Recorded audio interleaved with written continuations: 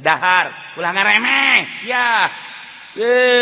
cerita sia remeh tak cerik ceknya nama merenanan eta teh henteu ngomong urang dicare kanan dahar ngaremeh bae ge kuari bae kolot ge ngaremeh kolot ngaremeh bahkan kolot urang bapak urang sia lamun hayang menangkeun nu geulis tah daharna sing repok bener teh coba ya sing rapi menang nu geulis mantap pamajikan sia bejon daharna sia tah.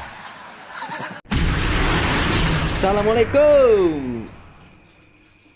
Indonesia mah asli nama boro-boro ka manusia dengekeun kolot-kolot urang baheula urang dek liwat ka tangkal kayu gede bage kudu sopan eta adab sia lamun dek ngising sing hade ulah make jeung ngisingan akarna sia lamun dek kieu ulah ngihan tangkalna eta di Indonesia boro-boro ka jelema kolot urang baheula adab teh ka tangkal kayu bae make adab Masya Allah karim dek nuar awi bae ge dek nuar awi kudu salam heula sopan sanggeus dituar deuleu mun kurang kolot ulah nu kolot tuar sanggeus dituar gejlikeun kana taneuh ulah waka dicokot minimal 3 poe adab tanyakeun ka kolot-kolot baheula nu kuari arirup keneh ya Allah ya Rabbi boro ka manusia baheula kolot urang abdi di kurang teh adab teh lain lalagaan lamun tatangkalan teu buahan bae usapan heula tangkal baling-baling teh buahan sia teh dipelak teh maksudna supaya mangpaatna lamun sia teu buahan bae engke meureunnanan atuh sia teh korban ulah waka diancam usapan heula adab kolot baheula masyaallah jak kula bae ge ieu nu ngora kan kula mah sapira karek 17 tahun atuh sia mah jakarolot ayo kalau jaho di pagahan eta ku mailot masyaallah ta usapan manya sih kudu diomong nyana ge ngadengin ka omongan urang ya Allah eta didikan saha eta kos kitu mantak kemanusiaan yang adil dan beradab ulah ka manusia kolot urang baheula kata tangkalan beradab jasa namun aya tangkal kayu gede urang kan kudu kieu punten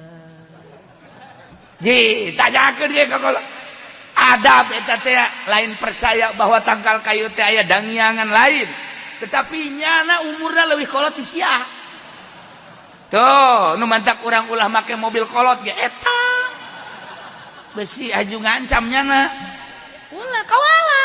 terus urang lamun deuk naik hardtop teh kudu hadiah puji heula sebab kolotan nyana nah ieu mah keur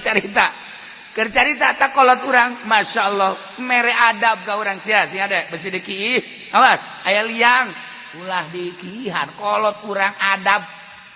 padahal mah dipikih barang kurang diaji aya tapi kolot urang tanpa nyaritakeun pikih nya namanya nyaritakeun teh adab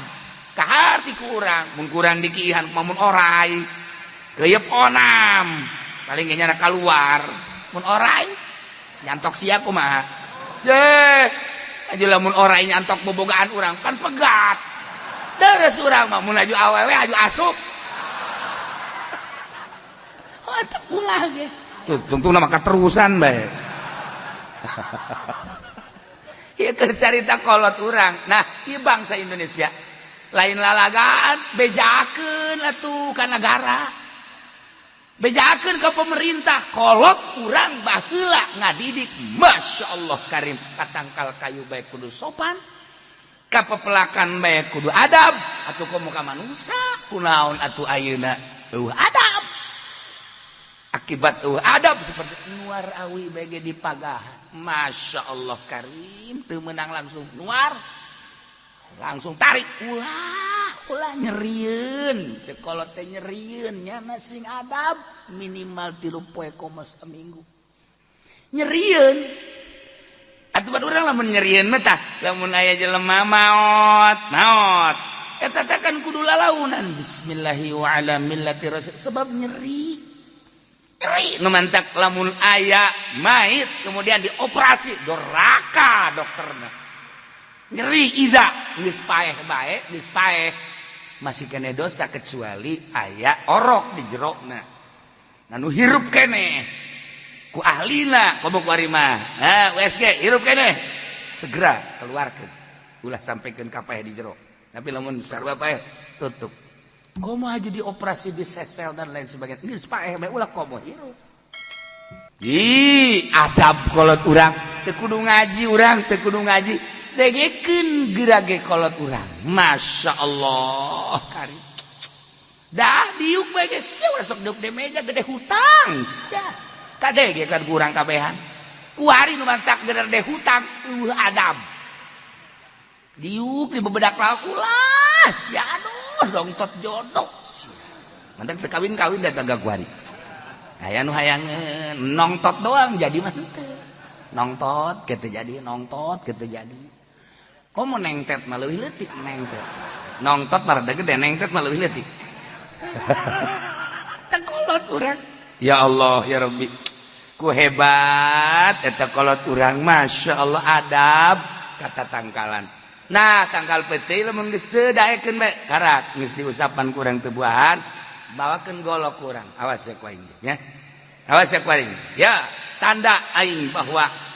mengharapkan sia buahan bacok orang jeger lamun sia teu buahan bae ku aing bakal pake tataban Haji Pendi sia buahan kajeng kumaha sebab nyana embungeun jadi tataban Haji Pendi sakjana gunana mah aing disiksa aing kasiksa sakjana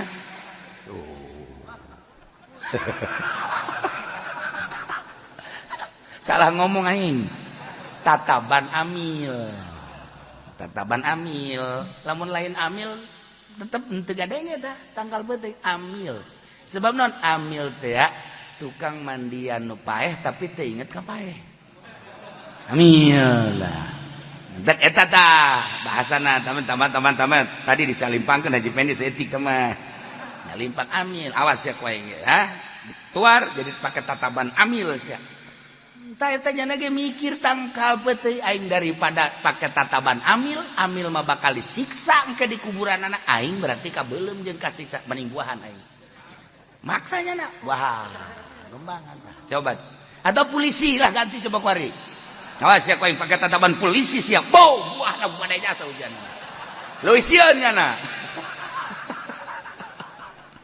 ya Allah kuari nah ieu keur carita pohara kolot urang baheula ngadidik ka anak incuna datang ka teu nyaho kitab tapi pinuh adab dahar ulah ngaremeh sia cerita sia remeh tah ceurik cek nya mah meureunanan eta teh henteu ngomong urang dicarekanan dahar ngaremeh bae ge kuari bae kolot ge ngaremeh kolot garemeh bahkan kolot urang bapak urang sia lamun hayang menangkeun nu geulis tah daharna sing repok bener teh coba ya sing rapi menang nu geulis mantap pamajikan sia bejon daharna sia tah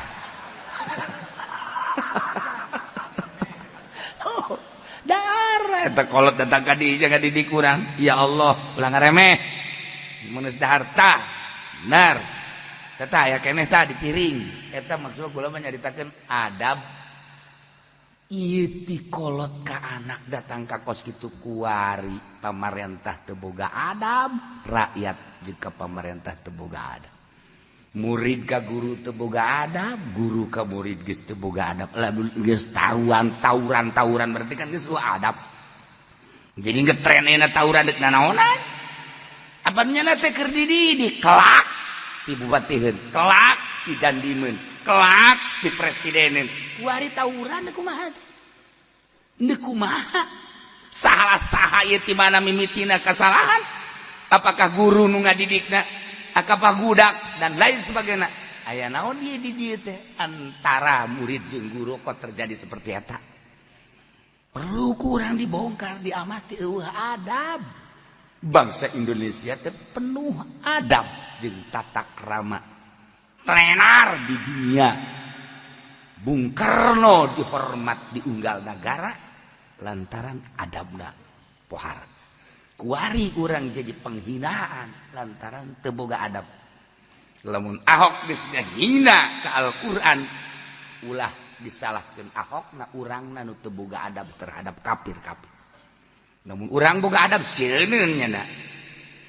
Akhirna kan kurang make demo mestina teu kudu make demo dengan adab, dengan tata krama. Dakwah ku kekerasan can mungkin berhasil, tapi dakwah ku adab jeung tata krama geus jelas loba anu arasup Islam. Nah, iya ada, guys. Iya di bejaan di dia di fikih. Cara nyokotna dengan motif ihanah ngahinakeun ka kafir, maksud ngahinakeun teh dakwah supaya nyana merasa hina dengan kekafiran. Saha nu nyaho engke asup Islam. Tuh, dakwah. Nu nyokot diuk nu meren nangtung. Samping nangtung manehanana kudu nungkulkeun hulu. Di samping nungkulkeun hulu kudu rebah sakumaha nu ruku. Ome janggotna uang-uanganna tepak-tepak. Berarti kan kos ka hewan. Engke kan nyana berpikir aing asup Islam bae lah kos kieu mah. Tuh ya Allah ya dakwah teh seperti kitu. Ieu mah endahan urang anu ngusapan kafir. Ngurutan kafir, ngahormat kafir, bila perlu ciduh nage diletak ku urang. Naudzubillah min dzalik. Sapatuna ge dipanggul ku urang, disuhun-suhun. Ya Allah, nanaonan? Aya Allahan di kolbu urang, aya Muhammadan di kolbu urang. Anu Allah jeung Muhammad, Kangjeng Nabi Muhammad teh mindahkeun umatna nu kudu ka neraka kudu ka sorga. Urang aya Kangjeng Nabi Muhammad dan cahaya Kangjeng Nabi aya di kolbu urangan atuh kunaon make jeung hadaman kafir. Leutik amat sih pemikiranana. Masya Allah tah ih aya Kangjeng Nabian mulia aing teh. Kangjeng teuing aing mah teu dahar ge atawa cukup dahar aing kudu ngaladenan ka kafir teu hanai aing. Hanai bahasa mana itu hanai